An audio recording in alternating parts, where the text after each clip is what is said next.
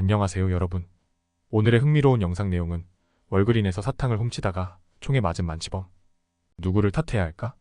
그리고 중국 최신 핵잠수함 침몰 군사. 현대와 후퇴에 관한 것입니다. 우선 좋아요 버튼을 누르고 채널 구독 및 알림 설정도 잊지 마세요. 여러분의 관심과 지지가 저희에게 큰 힘이 됩니다. 첫 영상은 월스트리트 저널의 기사를 바탕으로 최근 미국에서 발생한 안타까운 사건을 소개해드리려고 합니다. 주제는 샌프란시스코의 한 월그린스에서 사탕을 훔치다가 경비원의 총에 맞아 숨진 만치범 사건인데요.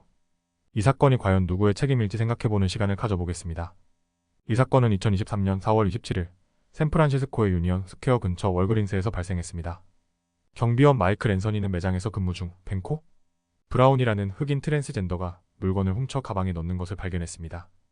경비원은 그에게 다가가 물건을 돌려달라고 요구했지만 브라운은 저항하며 몸싸움이 벌어졌습니다. 결국 앤서니는 총을 발사했고 브라운은 그 자리에서 사망했습니다. 브라운의 가방에서 발견된 것은 고작 14달러어치의 사탕과 빈 병분이었습니다.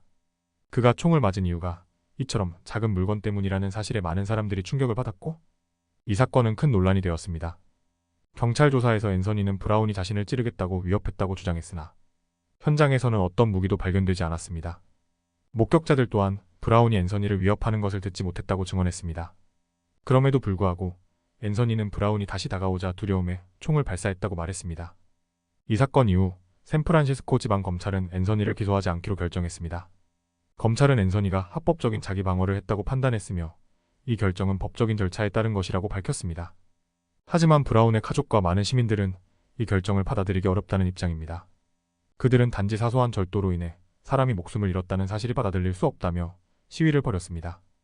브라운은 어려운 환경에서 자란 청년이었습니다. 노숙 생활을 전전하며 생계를 유지하기 위해 작은 일들을 하던 그는 마지막 날에도 생활고에 시달리고 있었습니다. 트랜스젠더 커뮤니티에서 활동가로도 활동했던 그는 이 사건으로 또 다른 사회적 논란을 불러일으켰습니다. 이번 사건은 단순한 절도와 살인사건을 넘어 샌프란시스코에서 만연한 소매, 절도 문제와 관련된 복잡한 사회적 문제를 보여줍니다. 기업들은 매장에서 도난을 방지하기 위해 무장 경비원을 배치하고 있지만 이로 인해 발생하는 불필요한 충돌과 희생이 사회적 논란을 일으키고 있습니다. 오늘의 이야기는 여기까지입니다. 이 사건을 통해 여러분도 다양한 관점에서 생각해볼 수 있었으면 좋겠습니다. 우리는 과연 누구를 탓해야 할까요? 절도를 저지른 사람일까요? 글을 쏜 경비원일까요? 아니면 이런 상황을 만든 사회구조일까요?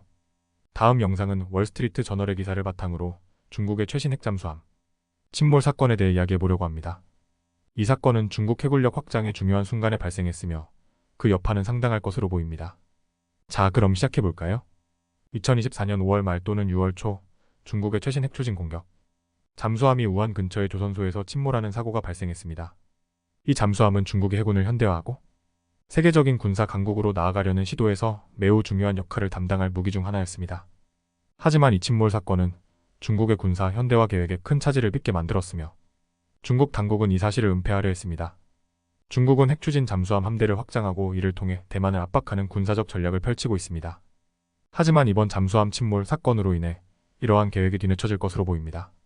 미국 관리들은 중국 잠수함이 침몰할 당시 핵연료를 운반하고 있었는지에 대해서는 확신하지 못했으나 전문가들은 그 가능성이 있다고 보고 있습니다.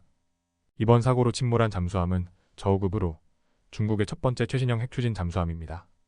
이 잠수함은 전 세계적으로도 독특한 X자 모양의 선미 디자인을 가지고 있으며 더 빠르고 효율적인 기동성을 목표로 설계되었습니다. 그러나 우창 조선소에서 최종 설비 작업을 마치고 바다로 나가는 도중 침몰하게 된 것이죠. 이로 인해 중국의 해군력 확장 계획에 큰 문제가 생기게 되었습니다. 위성 이미지를 통해 사고 직후 강바닥에서 잠수함을 인양하는 작업이 포착되었습니다. 이 사건은 미국 내에서도 주목을 받았고 전문가들은 중국의 잠수함 기술력과 방위 산업의 내부 문제에 대해 의문을 제기하고 있습니다.